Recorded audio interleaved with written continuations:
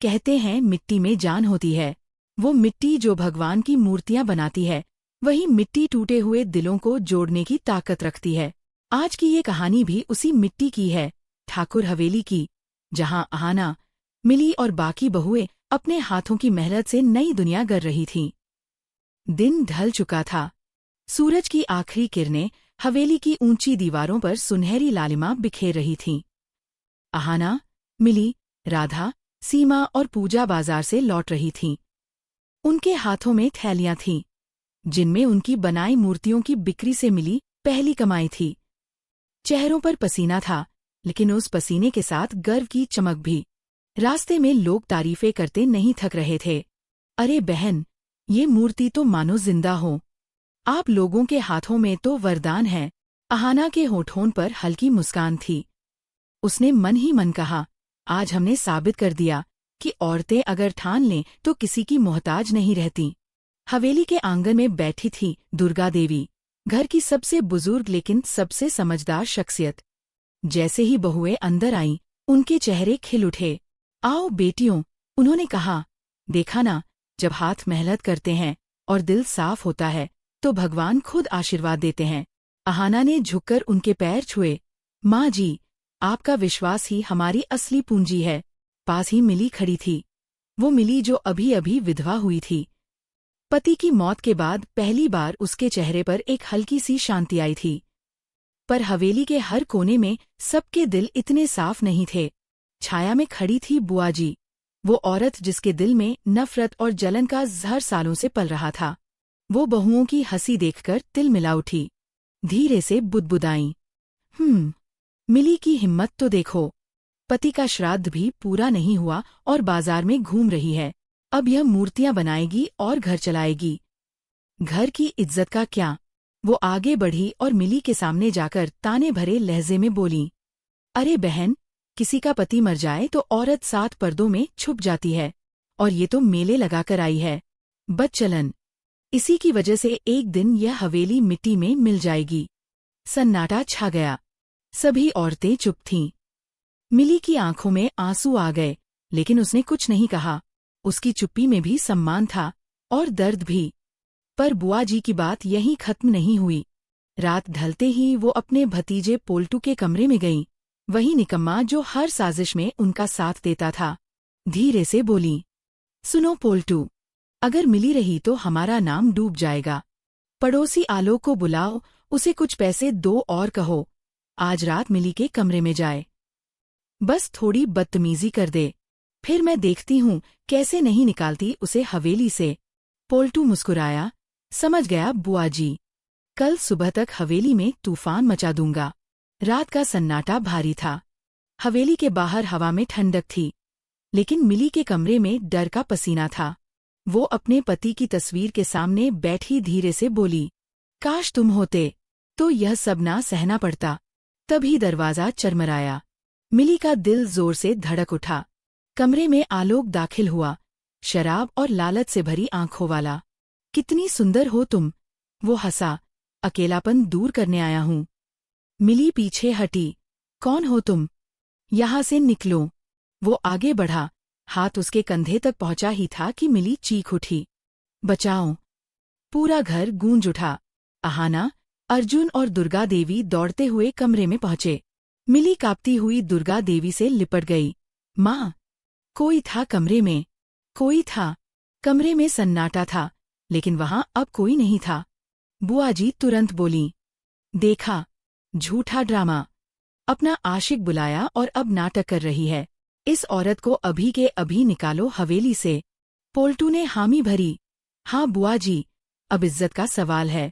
आहाना आगे आई, बस कीजिए बुआ जी, दीदी डरी हुई है, उनका चेहरा देखिए। बुआ जी बोली, औरतों की चाल मैं जानती हूँ आहाना, ये हवेली अब इनके नाटक का मंच नहीं बनेगी। तभी अर्जुन की आवाज गूंजी, रुको, अब सच्चाई सामने आएगी। सबके चेहरे पर सवाल था। अर्जुन ने कहा, आलोक मेरे ऑफिस में काम करता है, मैंने उसे बुलाया और पूछा, उसने खुद सब मान लिया। उसने कहा, बुआ जी ने भेजा था। हवेली में बिजली सी दौड़ गई। बुआ जी के चेहरे का रंग उड़ गया।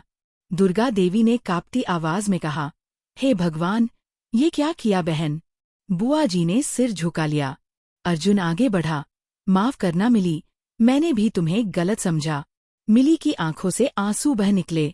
अहाना बोली, गलती को मानना सबसे बड़ी बहादुरी है। उस रात हवेली में पहली बार सन्नाटे की जगह राहत थी। मिली ने मिट्टी उठाई, उसे अपनी हथेली में गूंथा।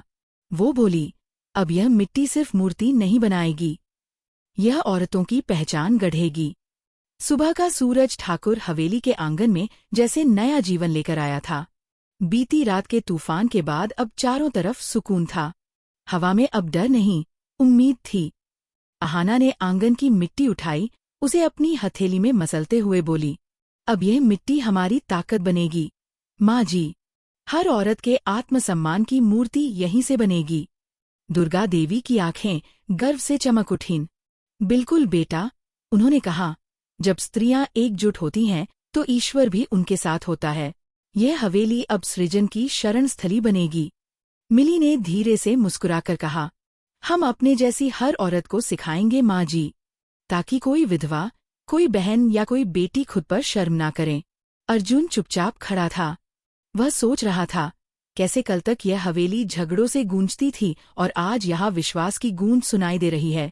उसने आगे बढ़कर कहा, मैं तुम्हारे साथ हूँ अहाना, जो भी मदद चाहिए मुझसे कहना। अब यह हवेली सिर्फ ठाकुरों की नहीं, इन औरतों की भी है। दुर्गा देवी ने सबको बुलाया और कहा, आज से हम इस हवेली में सृजन केंद्र शुरू करेंगे। यहाँ गांव की हर औरत मिट्टी का काम सीखेगी, मूर्तियां बनाएगी और अपना जीवन खुद संभालेगी। अहाना बोली, माँ जी, पुराना गोदाम खाली पड़ा है, उसे ठीक कर लेते हैं, वहाँ हम मूर्तियों का काम शुरू करेंगे।